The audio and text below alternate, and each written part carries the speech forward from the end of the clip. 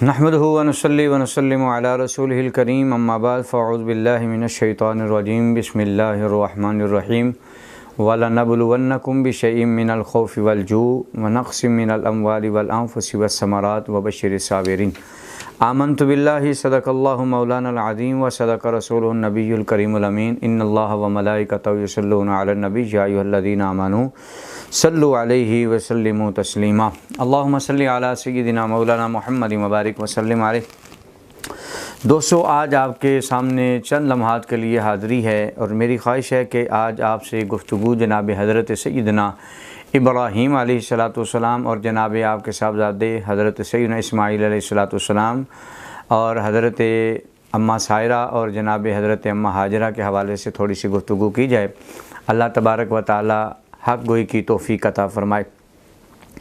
अब आपके सामने जो कुरान मजीद फ़ुरक़ान हमीद की आयत पेश की है, अल्लाह ताला ने इरशाद फ़रमाया, और ज़रूर हम तुम्हें आज़माएंगे कुछ डर से, कुछ भूख से और कुछ मालों से और कुछ जानों से और फलों की कमी देकर। अल्लाह तबारक व तआला ने इरशाद फ़रमाया कि हम आज़माएंगे। और यहाँ जितनी भी आज़माइश का अल्लाह तबारक व तआला ने ज़िक्र फ़रमाया है, ये सारी आज़माइशें हज़रत सय्यिदना इब्राहीम अलैहिस्सलाम और आपके ख़ानदान वालों की ज़िंदगी में नज़र आती हैं।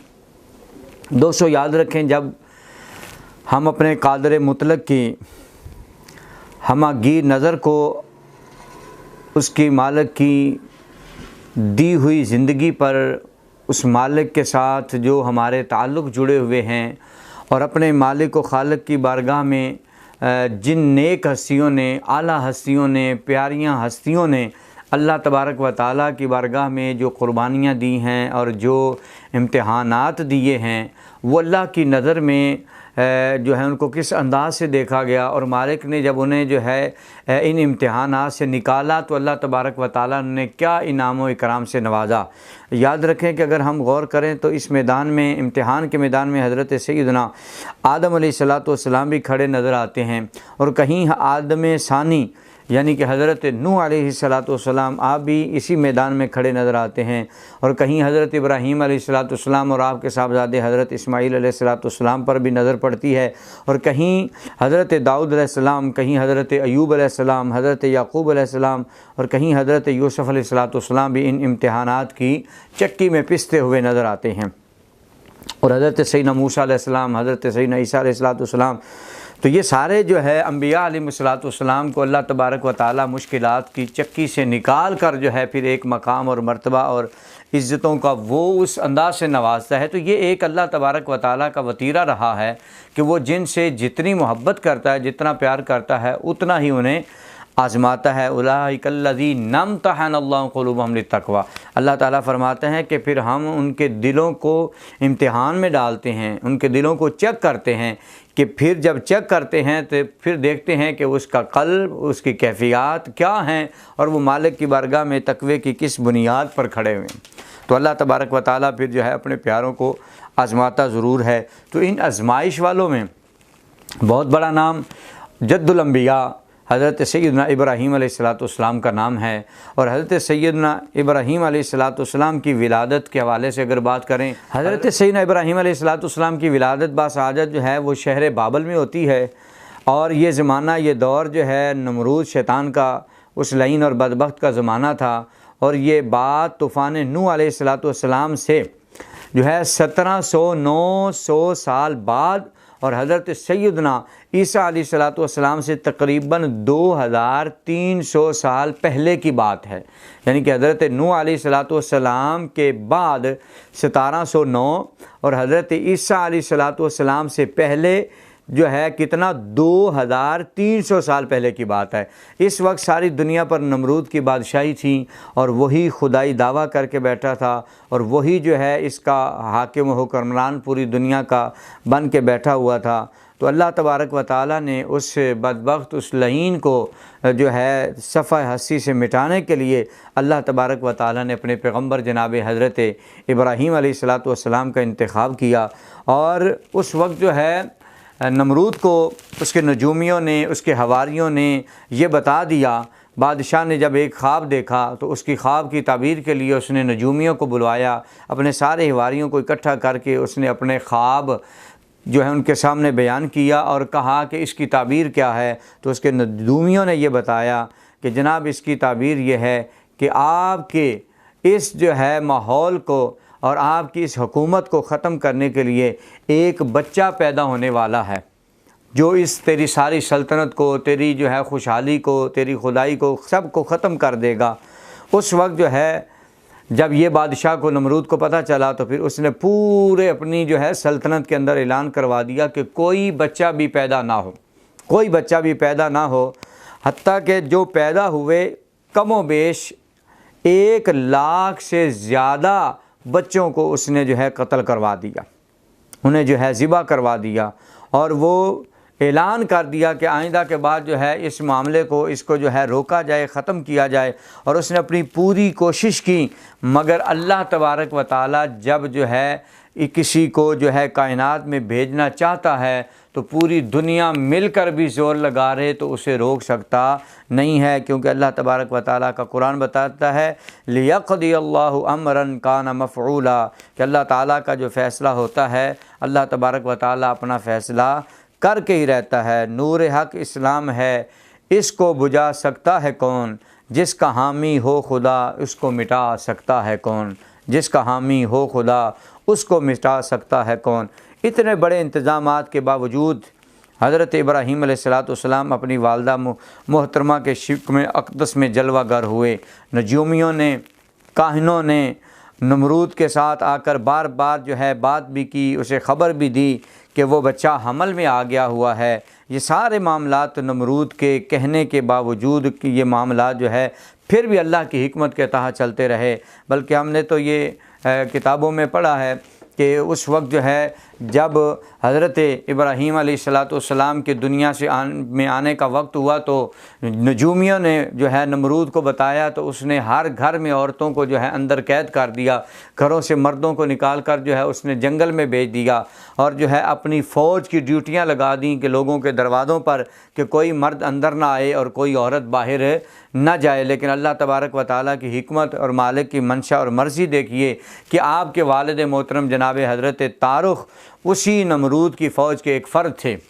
और जब उसने जो है ये ड्यूटियां लगाई, ये सिलसिला इस तरह किया कि लोगों को जंगल के अंदर भेज दिया, औरतों को घरों के अंदर बंद कर दिया, तो चूँकि आप जनाब तारुख जो है इब्राहीम अलैहिस्सलाम के वालिद मोहतरम, आप चूँकि फ़ौजी थे तो फ़ौज में आपकी ड्यूटी लगा दी गई। अल्लाह का निज़ाम देखिए कि उस फ़ौजी की ड्यूटी उसके अपने घर पर लगा दी गई, यानी कि जनाब तारुख की, हज़रत इब्राहीम अलैहिस्सलाम के वालिद की ड्यूटी उन्हीं के दरवाज़े पर लगा दी गई और आपने रात वहाँ खड़े होकर वक्त गुजारा। तो जूँ ही आपने इरादा फरमाया कि कुछ देर के लिए मैं अपने घर के अंदर दाखिल हो जाऊँ, और आप चूँकि अल्लाह की मर्ज़ी थी, रब की मंशा थी, और जब आप ऐसे ही अपने घर में दाखिल हुए और जो है आप अपनी ज़ौजा के साथ जो है हम बिस्तर हुए और अल्लाह तबारक व ताला की बारगाह से वो जो अल्लाह ताला का इरादा था, जिसका फ़ैसला उसने कर रखा था, तो उस रात में अल्लाह तबारक व ताला ने तारुख से जनाब हज़रत इब्राहीम अलैहिस्सलाम का नूर जो है उनकी पुष्ट से जो है उनकी वालदा जनाब हज़रत अमीला के जिस्म अक़दस में जो है वो मुंतकिल हो गया।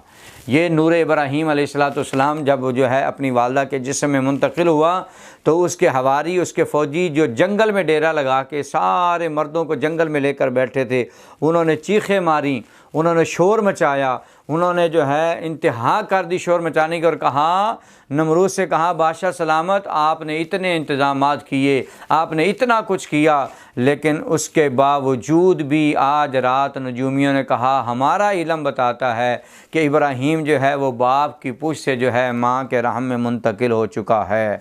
तो लिहाजा अब आपके इतने एहतमाम का, इतना करने का कोई फ़ायदा नहीं है। और हुज़ूर के दीवानों जनाब हज़रत अमीला जो है हज़रत इब्राहीम अलैहिस्सलाम की वालिदा मोहतरमा, आप चूँकि जवान थीं और अल्लाह तबारक व ताला का ये करम और मेहरबानी एक साथ साथ रही कि आप जिस्म से लगता नहीं था कि आप हामिला हैं, और आपका जो है कमज़ोर जिस्म था और इस बात की जो है वो किसी को ख़बर ही ना हो पाई। हत्ता कि वक्त मुकर्रर जो है पूरा हो गया, 9 माह का जब वक्त हो गया, हत्ता कि आपने अपने शौहर से भी छुपा के रखा, क्योंकि ये जो है उनकी फ़ौज में शामिल है तो कहीं कहीं जो है कोई इशारा ना हो जाए। तो आपने जो है हत्ता कि आपकी वालिदा मोहतरमा ने आपकी मुकम्मल हिफाजत की, और मुकम्मल हिफाजत के साथ जब दुनिया में आने का वक्त आया तो आपकी वालिदा मोहतरमा ने जो है शहर का रुख जो है यहाँ से आप निकली और जंगल का रुख किया और वहाँ जाकर एक पहाड़ की जो है दाहने में जाकर बैठ गईं और उस पहाड़ के दाहने में जाकर बैठी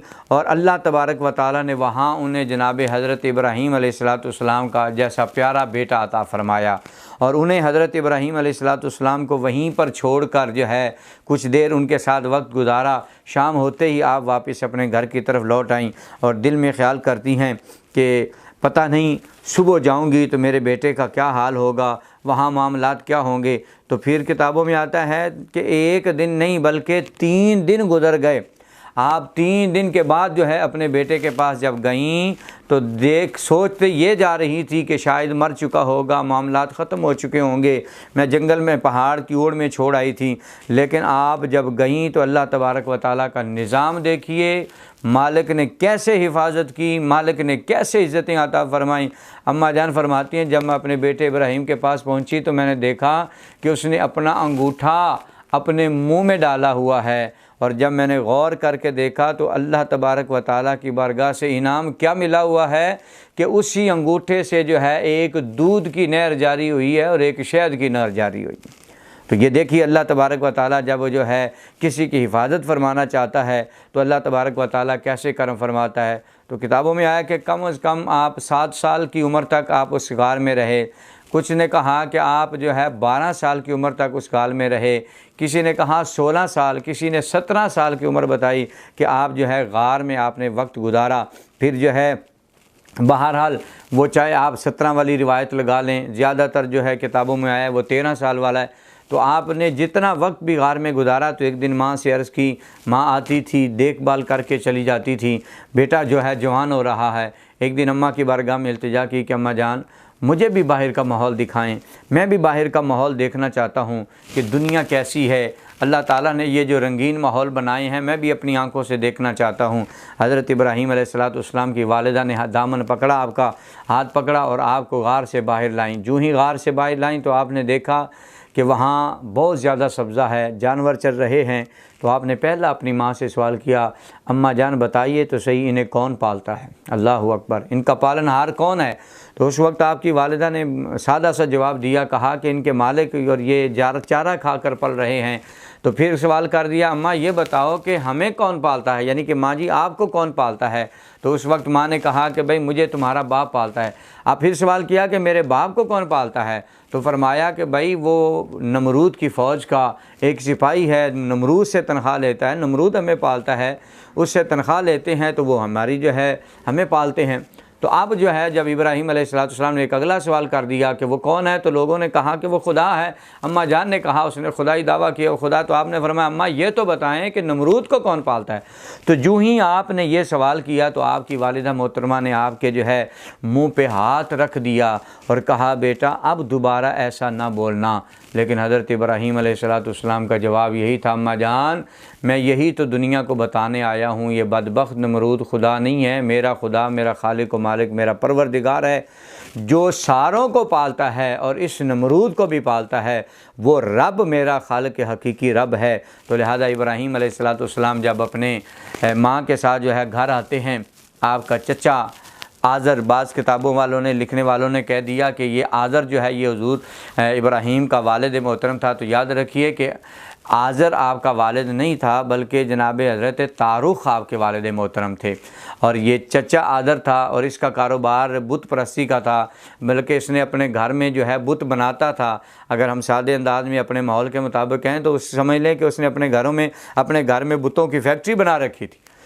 तो आकर जो है एक दिन जो है इब्राहीम अलैहिस्सलाम से भी चचा ने कहा, चचा भतीजे कि ऐसा करो कि मेरे बेटे भी जो है, मैं घर में जो है बुत बनाता हूँ, बेटे बेचने जाते हैं, तुम भी बेचने जाया करो।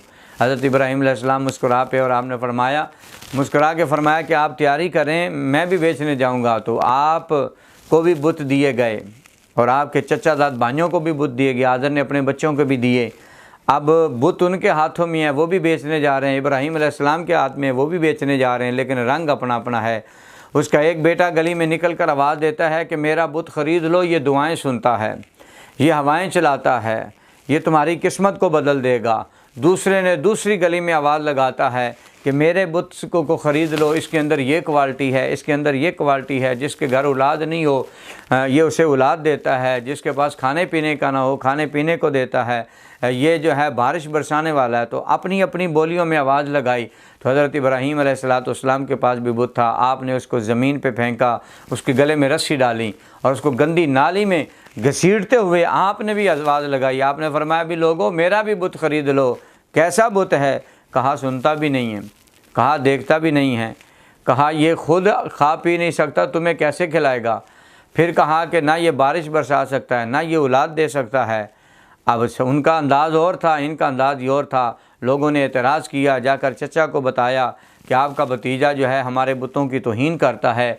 जब आपने आवाज़ लगाई तो एक ख़ातून ने खिड़की से देखा और ख़ातून ने कहा इब्राहीम एक बुत मुझे भी दे दो, मेरा बुत जो है चोरी हो गया है। हज़रत इब्राहीम अलैहिस्सलाम मुस्कुरा पड़े। आपने बल्कि पहले आपने सवाल किया कि बीबी तुम्हारा पहला बुत कहाँ है? वो बोल कर कहने लगी मेरा बुत चोरी हो गया। इब्राहीम मुस्कुराए और मुस्कुरा कर आपने फरमाया बीबी जो बुत जो खुदा तुम्हारा खुदा अपनी हिफाजत नहीं कर सकता खुद चोर हो गया है, चोरी हो गया है, तो वो तुम्हें कैसे बचाएगा? तो उसने कहा फिर कौन सा बुत है जो हिफाजत करने वाला है? आपने फरमाया बीबी बुतों को छोड़, एक ही खालिक व मालिक मेरा परवरदिगार मेरा रब है कि जो हवाएं भी चलाता है, फ़िज़ाएँ भी चलाता है, तुम्हें रिस्क भी देता है, तुम्हें रोटी भी देता है, तुम्हारी दुआओं को भी सुनता है। तो कहने लगी फिर वो उससे कैसे मुलाकात हो सकती है? हज़रत इब्राहीम अलैहिस्सलाम ने फरमाया बीबी अगर तू उससे मिलना चाहती है तो फिर मुझ इब्राहीम का कलमा पढ़ ले, ला इलाहा इल्लल्लाहु इब्राहीम खलीलुल्लाह। अगर तू ये कलमा पढ़ेगी तो मेरे खुदा तक, मेरे खालिक व मालिक तक पहुँच जाएगी। तो उसने हज़रत इब्राहीम अलैहिस्सलाम का कलमा पढ़ा और कलमा पढ़ के जो वो है आपके दीन इब्राहीम में शामिल हो जाती है, दाखिल हो जाती है। फिर इसके बाद आगे बात चलते चलते जो है वहाँ पर उस सरज़मीन पर एक मेला लगता था। साल के बाद लोग जो है वहाँ पर जाया करते थे और तरह तरह के खाने पकाकर जो है अपने बुत खाने में रख जाते थे और वहाँ सारा दिन मेले में भंगड़ा डालना, शराबें पीनी, हर तबाही और बर्बादी के काम होते थे। और शाम को आकर जो है वो जो खाने पका के बुतों के सामने रख के जाते थे उनकी वो ये समझते थे कि ये मुतबर्रक हो जाते हैं, बरकत वाले हो जाते हैं, तो फिर हम आकर खाते हैं। इब्राहीम अलैहिस्सलाम से कहने लगे कि आइए आप भी हमारे साथ मेले में चलें। तो आपने फरमाया भी तुम जाओ, मैं नहीं जाता, आज मेरी तबीयत ठीक नहीं है। इब्राहीम अलैहिस्सलाम को वो छोड़कर जब सारे चले गए, हज़रत इब्राहीम अलैहिस्सलाम को भी सूझी। आपने भी फरमाया कि अच्छा आज फिर इनके बुतों की ख़बर लेते हैं। आपने एक कल्हाड़ा पकड़ा और जो है उनके बुत खाने चले गए। जिसके आगे खाना पड़ा हुआ था साथ उसे कहते खाना खाओ। जब वो नहीं खाता तो किसी का कान उतार दिया, किसी का सर उतार दिया, किसी के हाथ काट दिए, किसी को जो है मुकम्मल तौर पे तोड़ फोड़ कर दिया। और आपने कहा कि बचा लो अपने आप को, अगर बचा सकते हो। तो वो कहाँ बचा सकते थे, वो तो जो है उनके वहम गुमान के मुताबिक थे, लेकिन उनके अंदर तो ये शकत ना थी। और आपने आखिर में जो है वो कल्हाड़ा जो है बड़े बुत के कंधे पे रखा और घर आ गए। और जो ही शाम हुई तो सारे दौड़े दौड़े आए और जब गए बुत खाने में देखा तो उनके बुतों की किसी की टांग नहीं है, किसी का हाथ नहीं है, किसी का सर नहीं है, किसी का बाजू नहीं है, कुछ मुकम्मल ख़त्म हो चुके हैं। अब आपस में चेमें गोइयाँ शुरू हो गई, किसने किया किसने किया किसने किया। तो एक दो ने कहा कि इस पूरे मुआशरे में हमारे पास एक शख्स इब्राहीम है जो हमारे बुतों की मुखालफत करता है, उसके अलावा कोई और नहीं हो सकता। जनाब इब्राहीम अलैहिस्सलाम को बुलाया गया तो इब्राहीम अलैहिस्सलाम से कहने लगे जनाब आप बताइए ये मामला क्या है। तो आपने फरमाया भी अपने खुदाओं से पूछो, मुझसे क्या पूछते हो। उन्होंने कहा ये बोलते नहीं है। तो आपने फरमाया यही तो मैं तुम्हें कहता हूँ, ये बोलते नहीं है, ये सुन नहीं सकते, ये तुम्हारे काम नहीं करते। आपने फरमाया कि अगर करनी है बात तो वो उस बड़े बुत से पूछो जिसके कंधे पे कलाड़ा है, हो सकता है उसी ने सारों को मारा हो। तो वो कहने लगे ऐसा नहीं हो सकता। तो आपने फरमाया बस यही तो तुम्हें बताना चाहता हूँ कि ऐसा नहीं हो सकता, ये तुम्हारे वहम हैं, ये तुम्हारे गुमान हैं, और तुम्हें खालिक व मालिक से मिलाते हैं। लेकिन उनकी बात समझ में ना आई, उन्होंने ये मामला नमरूद के दरबार में पेश कर दिया और हज़रत इब्राहीम अलैहिस्सलाम को नमरूद ने बुला लिया। और जब नमरूद ने हज़रत सैयदना इब्राहीम अलैहिस्सलाम को बुलाया और बुलाकर जब आपसे पूछा और आपसे बातचीत करने लगा तो हज़रत इब्राहीम अलैहिस्सलाम को अल्लाह ताला ने जो नबूवत की ताकत अता फ़रमाई थी, जो जुर्रत अता फ़रमाई थी, आपने उस जुर्रत के साथ, उस ताकत के साथ जो है उससे बातचीत की, गुफ्तगू हुई। और वो कहने लगा इब्राहीम तुम किस खुदा को मानते हो? आपने फरमाया मैं अपने खालिक व मालिक को मानता हूँ, मेरा परवरदिगार मेरा रब है वो जो हकीकी तौर पे पूरी कायनात का खालिक और मालिक है, और वही ज़िंदा करता है, वही मारता है, वही सबको जो है इज़्ज़तें और बरकतें अता फरमाता है। उन्होंने कहा, उस वक्त नमरूद कहने लगा ये काम तो मैं भी कर लेता हूँ, कि तुम्हारा खुदा थोड़ी कर लेता है अकेला, ये काम मैं भी कर लेता हूँ। उसने फ़ौरी तौर पर जो है एक आज़ाद आदमी को बुलवाया और बुलाकर जो है उसे कैद कर दिया, और एक कैदी को बुलवाया और उसको जो है आज़ाद कर दिया, और वो जो आज़ाद फिर रहा था उसकी गर्दन उतार दी। कहा देखो ये काम मैं भी करता हूँ, कि जो कैदी था उसे आज़ाद कर दिया और जो आज़ाद था उसे जो है कत्ल कर दिया, उसको मार दिया। बताना वो ये चाहता था कि मैं भी ज़िंदा करता हूँ, मैं भी मारता हूँ। हज़रत इब्राहीम अलैहिस्सलाम मुस्कुरा पड़े। आपने फरमाया भी ये भी क्या कोई काम है जो तू कह रहा है, मेरा रब हकीकी मारता है, मेरा रब हकीकी ज़िंदा करता है। हज़रत इब्राहीम अलैहिस्सलाम आपने फरमाया अगर तू यही काम करता है, अगर तू वाक़या ही रब है, तो आपने क़ाल इब्राहीम, जनाब हज़रत इब्राहीम अलैहिस्सलाम ने इरशाद फ़इन्नल्लाह याती बिश्शम्सि मिनल मशरिक़ि फ़अति बिहा मिनल मग़रिब, बेशक मेरा अल्लाह ताला जिसकी तरफ तुमको दावत देता हूँ वो है जो रोज़ाना सूरज को मशरिक़ से निकालता है, तू एक दिन मग़रिब से निकाल कर दिखा दे।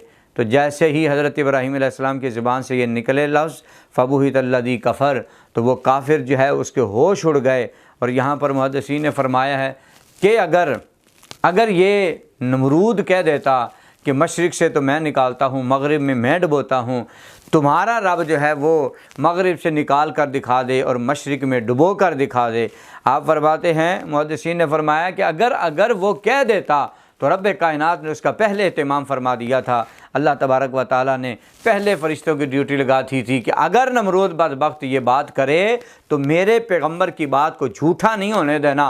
और अल्लाह तबारक व ताला ने इरशाद फरमाया, फ़रिश्तों तैयार रहना, अगर ये बदबख्त कहे कि मैं मशरिक़ से निकाल कर मग़रिब में डुबोता हूँ, तो अगर इसका उल्ट करना है तो मेरे फ़रिश्तों फिर आज के बाद कानून बदल देना। मेरा हुक्म है कि तुम सूरज को जो है मशरिक़ में डुबोना है और मग़रिब से निकालना है। लेकिन इस तक वो बात पहुँच ही ना सकी। अल्लाह ताला का कुरान दस्ता फ़बुहितल्लज़ी कफ़र, उस काफर के, उस बदबख्त के जो है वो होश उड़ गए, और वो इस बात की तरफ यहाँ तक जो है उसकी तवज्जो और उसका ध्यान ही ना गया। लेकिन उसने इरादा किया और इस बात को जो है फ़ैसले को, क्योंकि उसके दरबार में फ़ैसला गया था, उसने ये फ़ैसला किया कि इब्राहीम अलैहिस्सलाम को आग में डाला जाए। बहुत से लोगों ने बहुत सी बातें की, बहुत से तरीके बताए। उनमें से एक मेमार था, उस मेमार ने जो मशवरा दिया, उसने कहा जनाब आग जलाई जाए और आग के अंदर जो है इब्राहीम अलैहिस्सलाम को डाला जाए।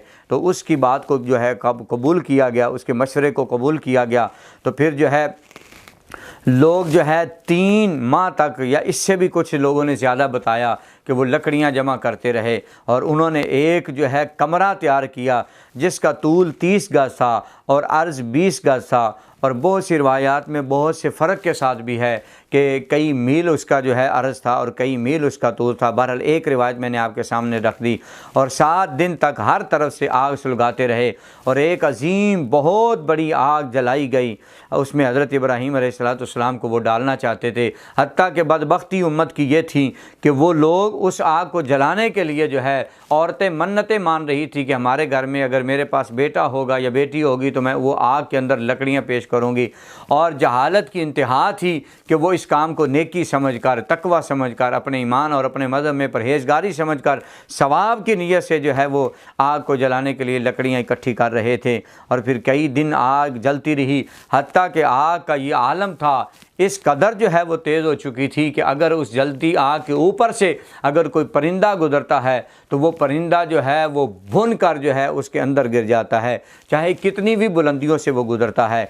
इस कदर जो है वो उस आग को जलाया गया। फिर हज़रत सैयदना इब्राहीम अलैहिस्सलाम को लाया गया, जो उन्होंने वक्त मुकर्रर किया था। आपके हाथों में बेड़ियाँ डालीं, आपके पाँव में बेड़ियाँ डालीं और आपको बांध कर वो आग में डालना चाहते हैं। हुज़ूर के दीवानों, तवज्जो तलब बात यह है, काबिल तवज्जो बात यह है कि यहाँ पर भी अल्लाह तबारक व ताला देखिए इब्राहीम अलैहिस्सलाम की कैसी मदद फरमा रहा है, कैसे अल्लाह तबारक व ताला इज़्ज़तें अता फरमाता है।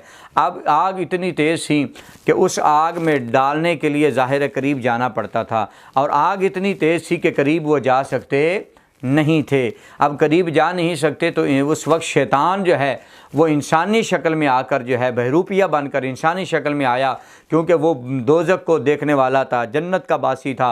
और उसने दोज़ख के किनारे पर जो है एक झूला मंजबीक नाम का बना हुआ उसने देखा था कि जिसमें दोषियों को डालकर जो है वो झूला झुलाया जाता था और उन्हें जो है वो जहन्नुम की आग में जो है दोषियों को फेंका जाता था।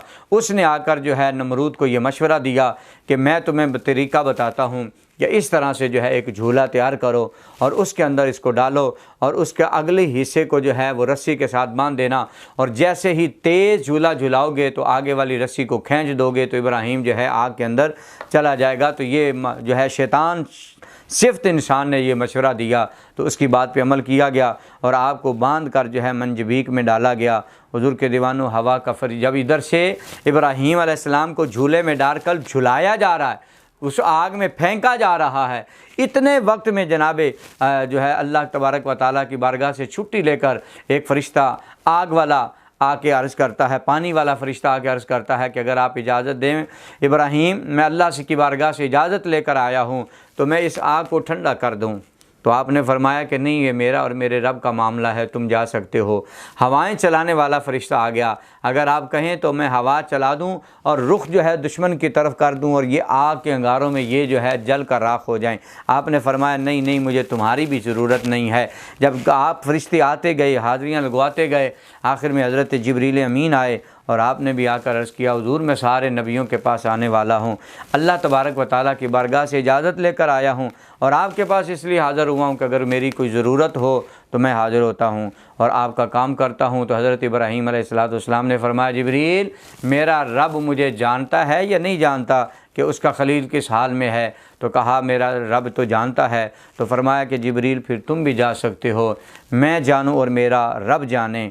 और हज़रत इब्राहीम अलैहिस्सलाम को जो है वो झुलाया जा रहा था और इधर से आपने हर एक की तरफ से हाथ उठाए और अपने मालिक की तरफ लो लगाई और सारे फ़रिश्तों को, हर एक को, हत्ता कि जो है जानवर भी कुछ आए, हुद आया, हर एक ने अपनी मोहब्बत का इजहार किया, लेकिन आपने सब से कहा कि भाई नहीं, मैं अपना, मेरा रब मुझे देख रहा है, मैं जानूँ और मेरा रब जाने। और जैसे ही आप आग के अंदर पहुँचते हैं, हुजूर के दीवानों, आग जो है वो आग नहीं रह जाती बल्कि गुलजार बन जाती है।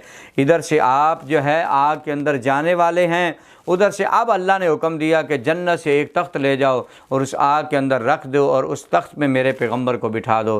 तो जिब्रील अमीन ने जन्नत से तख्त लाकर उस आग में रखा और वहाँ पर बिठाया और अल्लाह ताला ने आग को फरमाया, या नारुकूनी बरदम व सलामुन अला इब्राहीम, ऐ आग मेरे इब्राहीम अलैहिस्सलाम के लिए ठंडी हो जा, सलामती वाली हो जाए, इतनी ठंडी भी ना होना कि मेरे पैगम्बर को सर्दी लगने लग जाए।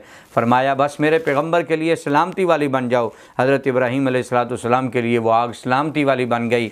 रिवायात में आता है कि हज़रत जनाब जिब्रील अमीन के हाथ में एक कपड़ा था और आपके जिस्म पर हज़रत इब्राहीम अलैहिस्सलाम के पसीना था। आपकी पेशानी से जो है जिब्रील अमीन पसीने को साफ़ कर रहे थे।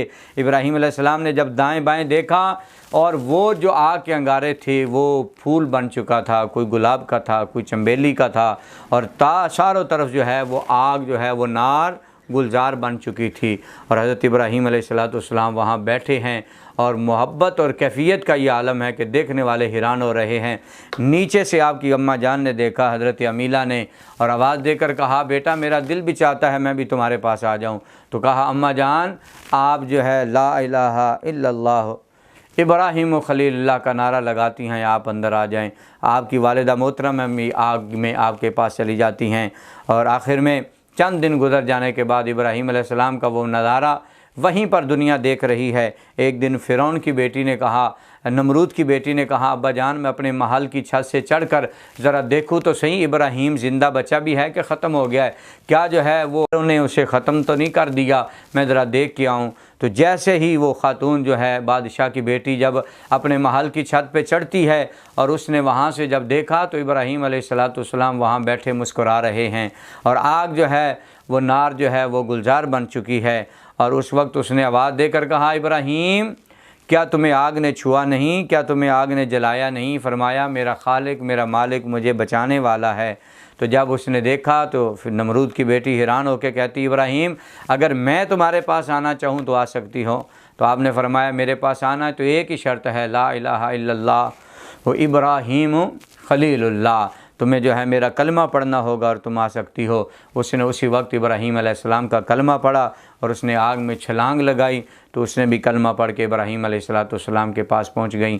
तो लिहाजा पता चला कि अल्लाह तबारक व तआला मुश्किलात में जितना भी इंसान हो, अगर वो मालिक पर भरोसा करता है तो अल्लाह तबारक व तआला उसे इज़्ज़त अता फ़रमाता है। और फिर इब्राहीम अलैहिस्सलाम जब वहाँ से बाहर आते हैं, ये मामला ख़त्म होता है, तो आप अपने चचाज़ाद जो है आपके चचा, अपने चचा की बेटी हज़रत सारा से आपका निकाह हो जाता है और फिर आप इस इलाके को छोड़कर जो है उर्दन की तरफ चले जाते हैं और फिर उर्दन से जो है आप मिस्र की तरफ और मिस्र से फिर आप शाम की तरफ आते हैं और फिर वहाँ पे हज़रत हाजरा का जो है हज़रत सारा, फिर हज़रत हाजरा की मुलाकात और सारा अल्लाह तबारक व तआला फिर जनाब इस्माइल जैसा प्यारा बेटा अता फ़रमाता है। तो लिहाजा हम दुआ करते हैं कि अल्लाह ताला पैगम्बर की कुर्बानियों के सदक़े हमें उन्हें देख कर अपनी ज़िंदगी गुजारने की तौफ़ीक़ अता फ़रमाए।